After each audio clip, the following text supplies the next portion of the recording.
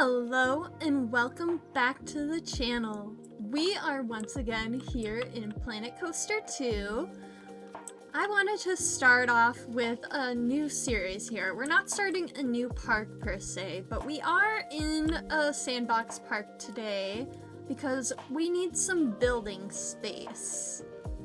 Now, I've been building for quite a few hours in this game now at this point, and I'm starting to feel a lot more comfortable with the controls and everything, and I kind of wanted to bring you a little bit of a tutorial here for building coasters. If you're new to the game and you're not familiar with building roller coasters and doing hand inversions, I would like to show you that today. So first things first, we gotta pick out our coaster here. So I think we're gonna try out this spinner model here. Now, disclaimer, I haven't actually built with the spinner model yet, but it can invert, so I think it would be a worthy challenge. I will say some of the coasters, when you're making inversions, you need like slightly different inclines and stuff depending on the trains and everything. But this is kind of what we've got. This is our station. And now you'll see that we've got kind of this UI system over here with different track pieces. We've got the option for a chain lift, or we could do a magnetic launch system. It's kind of nice having the option of both. So this is actually quite a good coaster to start with, I think. Alright, so we're gonna build up our lift hill here. And we've got kind of our height checker on here, and I believe you should be able to change it from feet to meters or meters to feet, whatever works best for you. But most coasters for this type would be relatively around 100 to 200 feet, I would guess. But I don't think we've seen a giga of this model yet. So I feel like that is more feasible. So I kind of take real world references for what coaster limits are. But yeah, we'll take that chain lift and we'll curve it. And then we can switch over, and it auto switches for us to our standard track. Now for the hills, you don't want to go just full incline because that's going to be way too much forces. So we need to do something that's a little bit more gentle, especially considering the cars that we've got here. We'll get a little bit of that here. And then we can go to edit mode, highlight this, and smooth it out a little bit, because that's quite wobbly. Alright. Now, if we want to test this, we can hit this, and we'll go start test. Alright. So lift hill, kind of slow. You can change the chain speed. So if we want to change the chain speed, we would go into here, and that would speed that up. Oh, I restarted it. I blew up the train! Oops. And now if we up the chain speed here, they're gonna hit that hill a little bit quicker, but that's also gonna change the forces that are applied. We want to make sure there's enough time down here.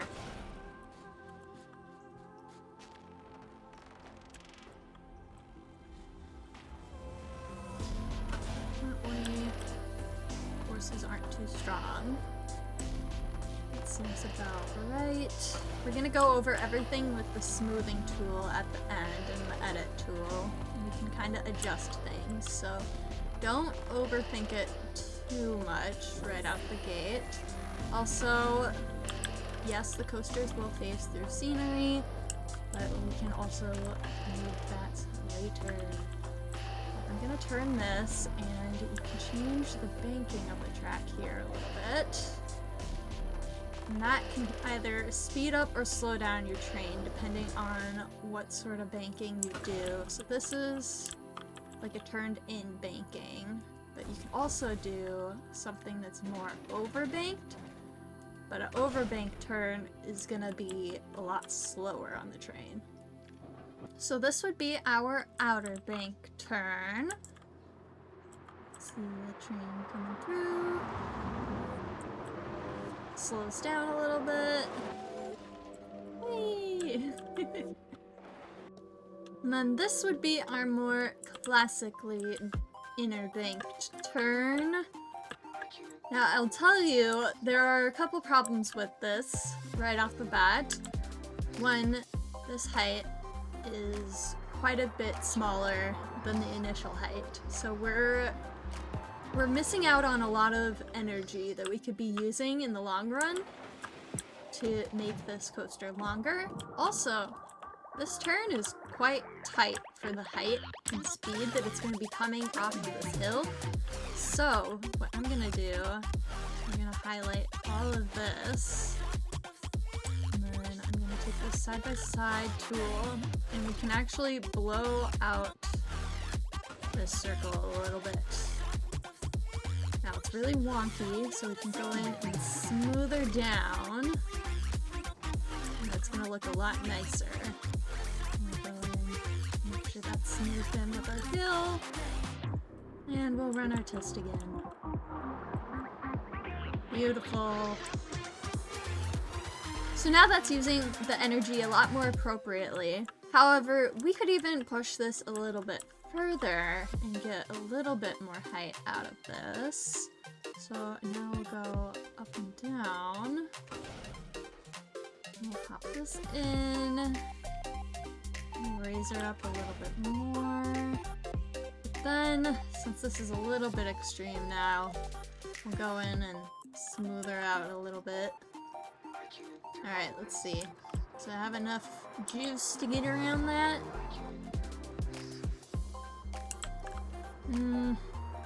It's a little iffy. Now, there's two things that we can do in this scenario. We can go in and we can make this hill a little bit more shallow, and that will probably be better for my G-forces at the bottom there. Or we could make this shorter again. But with this top height being at 168 and this at 140, I believe just making this more shallow should do the trick for us. So let's see.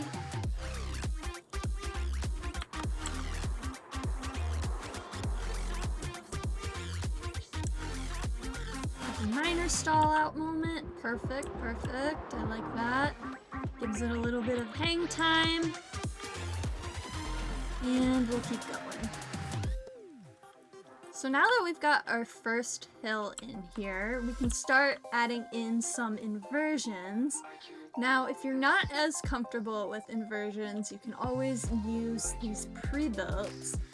However, the thing with the pre-builts is you're kind of locked into their capabilities. You can't really tunnel with these right off the bat. And it kind of blocks you out of them sometimes, as you can see. So I'm going to start lifting up our track. I'm going to shorten the pieces just a little bit so that we can manipulate them a little bit easier. We're going to start to go kind of off to the side here and up a little bit. And then we can start banking it.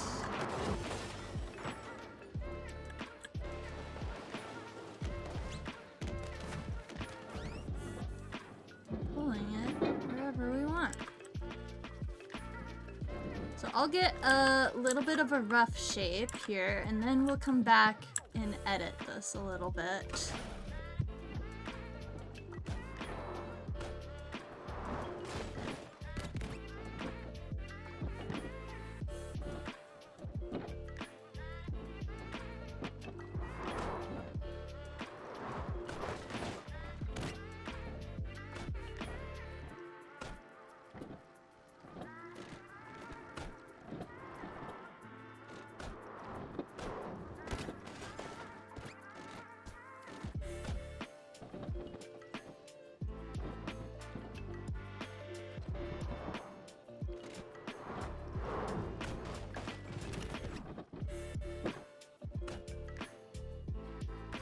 If you're ever trying to check your G-force here, we've got this here.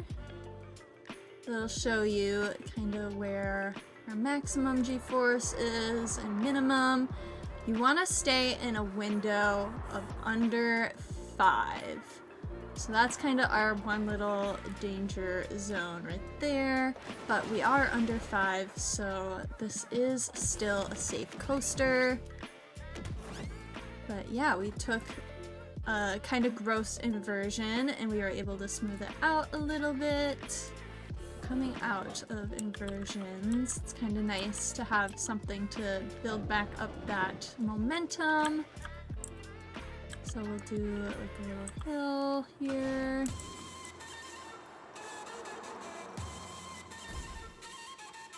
It's not turning. We don't need to turn that.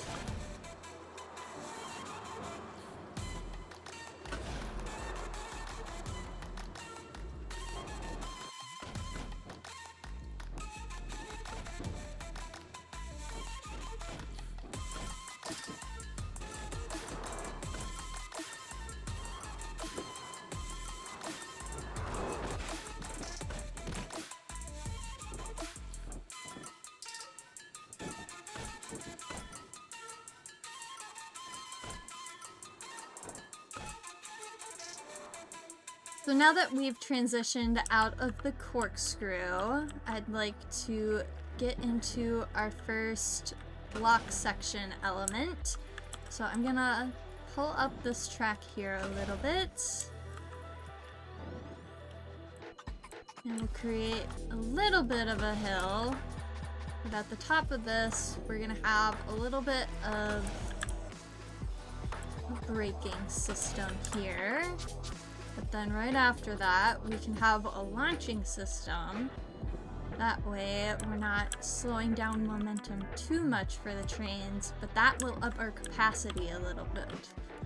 If you're not familiar with the block section refers to an area of the roller coaster where only one train can be in at one time. Now, traditionally, a block section would be your station, your lift hill, and then any brake sections that you have along your track.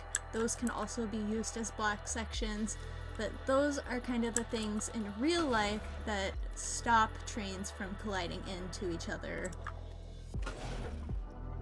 So coming out of this brake sectioning here, we've got kind of a launched hill, and then I did a little bit of standard track at the bottom so that we could get a little bit of a curve.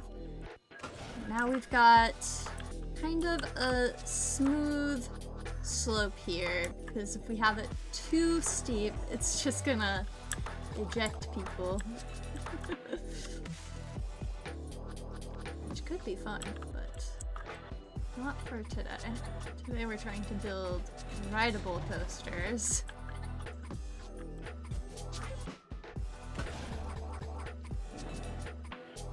But it seems about time for another inversion. So let's look at what kind of loops are possible here so that we can kind of decide what one we want to try and mimic. Because we're not using these. We're only doing hand inversions here. I like the dive loops and I like the sidewinder loops. I think I want to go for something like that. And hopefully we have enough momentum with that launch track right there. So we're gonna first start with our rough shape again, and then we will come back and smooth it out with our editing tool.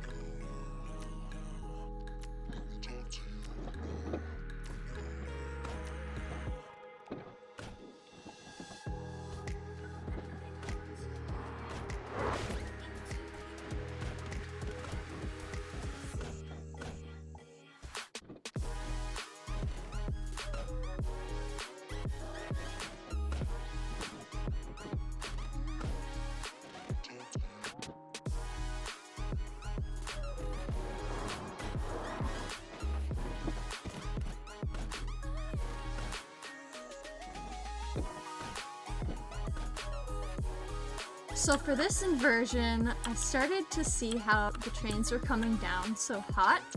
So I decided to do somewhat of like an overbank inversion situation. So it's gonna first throw the train outward and then upside down and then back through. And hopefully that works. I don't think I've tried an inversion like this yet, but I feel like it might be a good way to eat a little bit of that momentum, but keep it for where we need it. But let's see what happens. Oh, it comes through that so hot. Oh man. Okay, that's still really fast. Okay, so maybe I don't need as many launch pieces there. Maybe that's what I should do. So let's go into here. I could speed down the launch. That might work too. Let's try 30 miles per hour.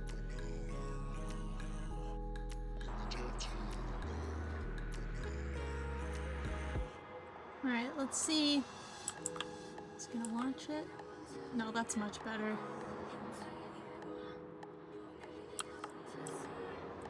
Yeah, I like that.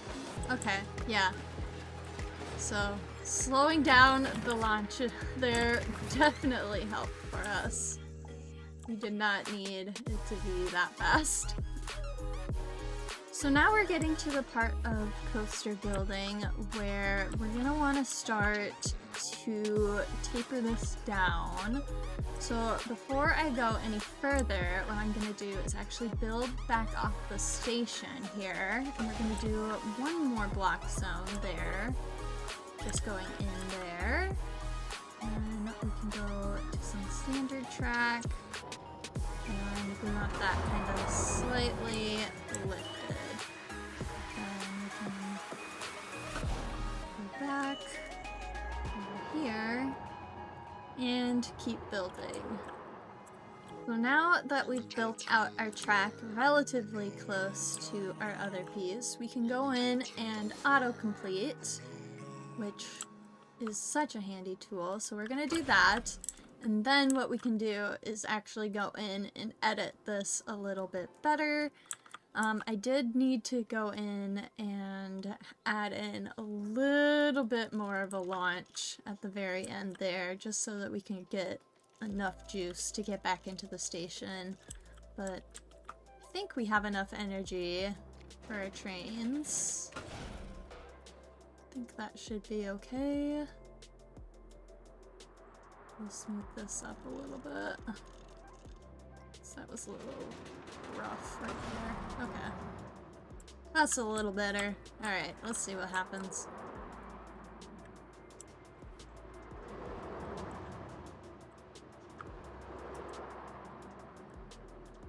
We'll come around.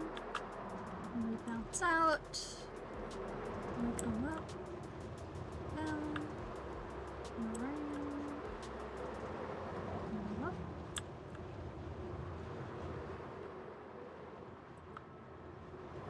That hill is kind of a speed killer. Same with that one, but that's okay. Just need enough launch to get back into the station.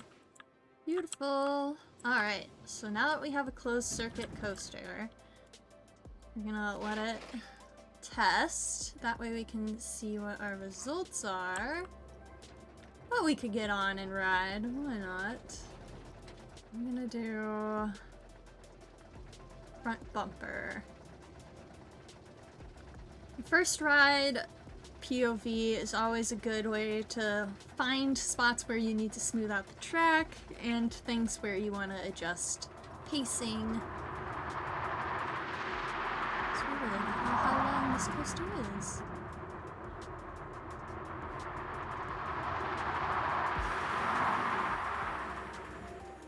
Okay. I think we just need to do a couple minor adjustments through the corkscrew. Definitely need to adjust that. Okay, good pacing, good pacing.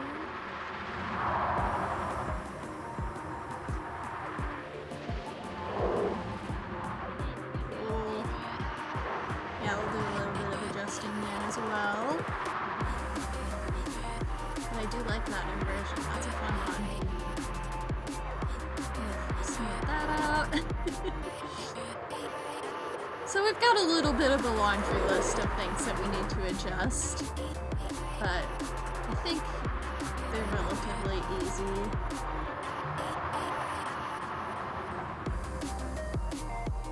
But yeah, this is a decent length ride. It's not boring either, so that's good. Alright, let's see, what are our results? Okay, it is rideable, and it is a 7.54, so that's a really good rating. But, like I said, there are things that we can adjust on here. So now, what I'm gonna do is just go in and smooth out this coaster again, and then we'll take another ride, and we'll be able to see the difference. So now that we've made all of our edits, we can go through and check again and see if our track's riding a little bit more smooth.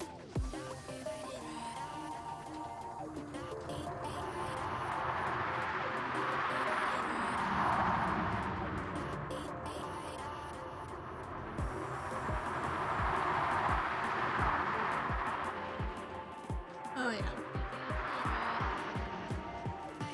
And the nice thing about having these spinning cars is that the spin will absorb some of that shock from the track changing direction.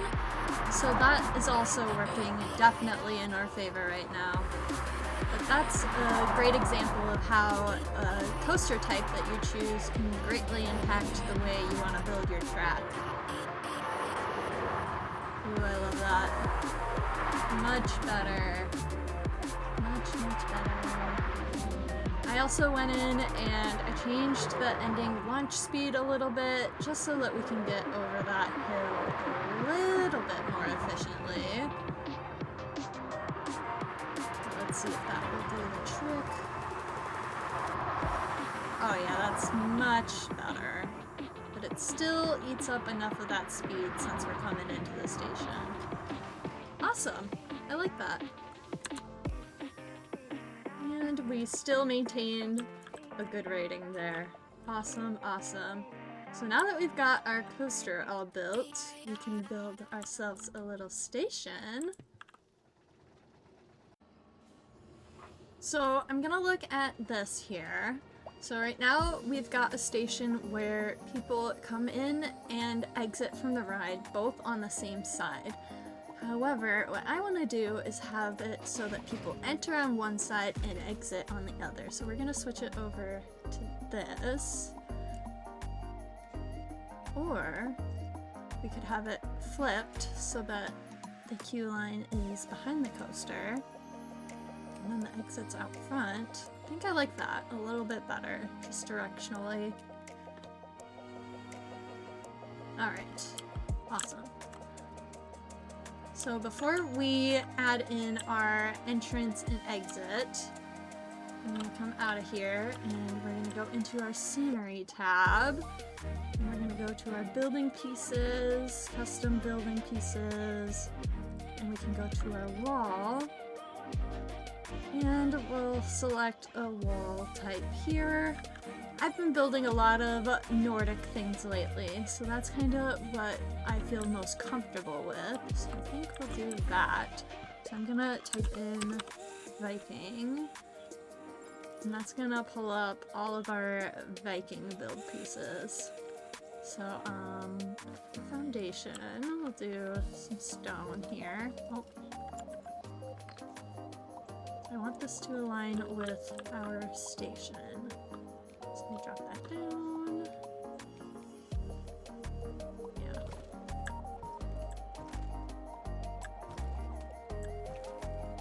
And we'll just start popping down pieces.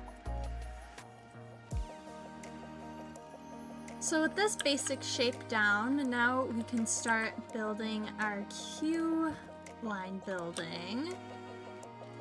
I'm gonna get these. Oh, we're gonna have to adjust that. That's fine. We'll go back. We'll do kind of like 3 wide spot here. And then have it cut in one block. Now we gotta figure out what we want our building silhouette to be on the front for our exit and gift shop area. I think what I want to do is have it go this way, narrow for a moment, and then get wider.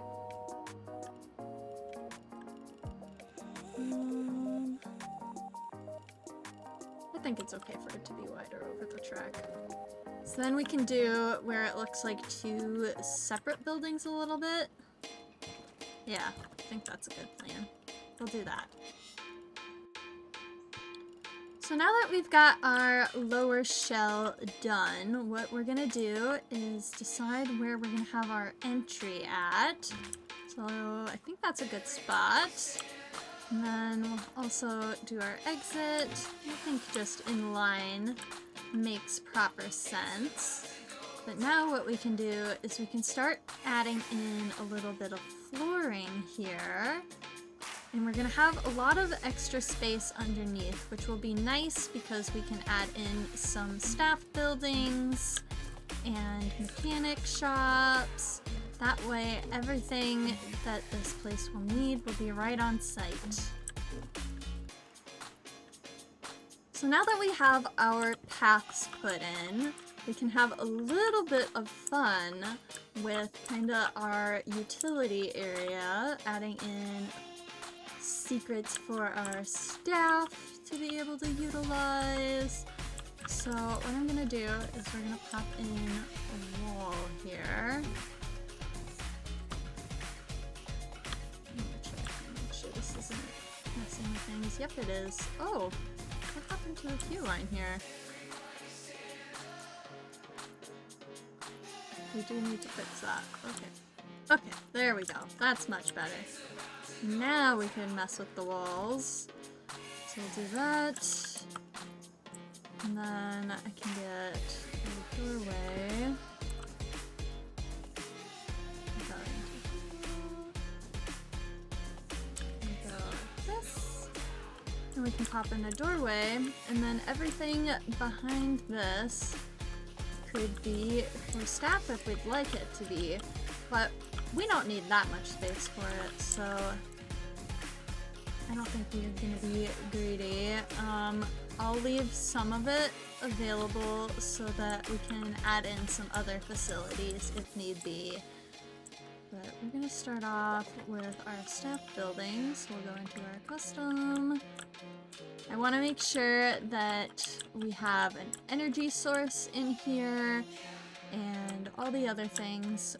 We will mask this off a little bit more once we get our buildings in here, but we need to be able to maneuver as well. So we're gonna get a workshop put in. I want to make sure that we have enough room, so we'll set this back a little bit. But then we still have a little bit of that back corner that we can use in the future. Does that fit? Yeah, that fits perfect. Okay, okay. So we've got our staff building and our workshop. Now we need our energy supplier. So we'll get a generator. We'll place that out here. And then we can get a distributor. Oh, messed up my camera.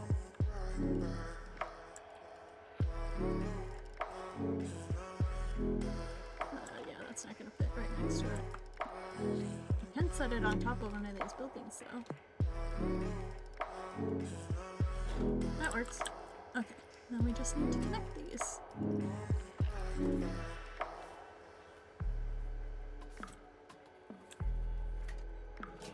There we go. Perfect.